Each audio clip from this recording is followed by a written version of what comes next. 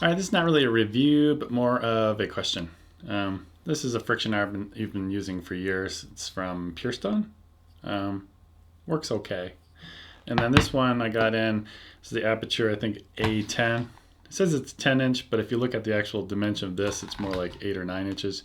You really have to add this particular item to it to make it 10 inches. But really, you know, this length or this length, they both work fine for what I do. And 90% of the time, I'm actually mounting. Here, let me show you what I do.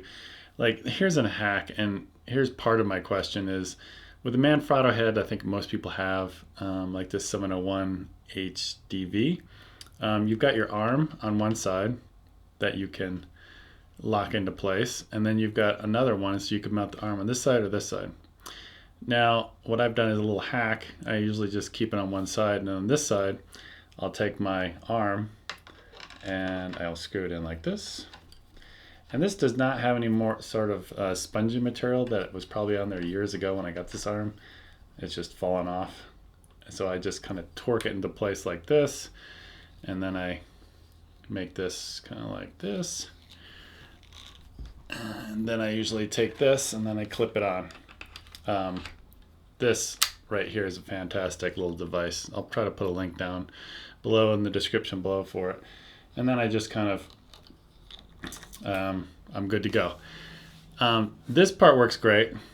The friction arm on this part works great. But the weakest link right here is this right here. Even if I take this and I torque this down with my fingers, because I don't have any pliers usually with me, the biggest problem is this right here. If it starts to go and then boom, it'll just fall all the way down and it might hit something, or it's just not good. So this is kind of the weakest link. You know, I was at NEB and there's lots of other arms out there, like there's like a tangerine one for like $250 that looked amazing. And this one actually is better than the Pearstone. Let me just demonstrate really quickly. I could just tighten this down a little bit, and it's got rosettes or ratchets in there basically. You can actually hear it, where this one doesn't. So, but this is usually not the weakest link for me. This is the weakest link. So I was going to do a review of these, and I had a wooden camera on requested from B&H Photo, but it never came in. It must have been backward or something, because I wanted to review this one against the wooden camera. I wasn't going to look at the tangerine that costs too much. This one is $49. Pretty sure this is $49. I'll make sure, I'll put a link down below.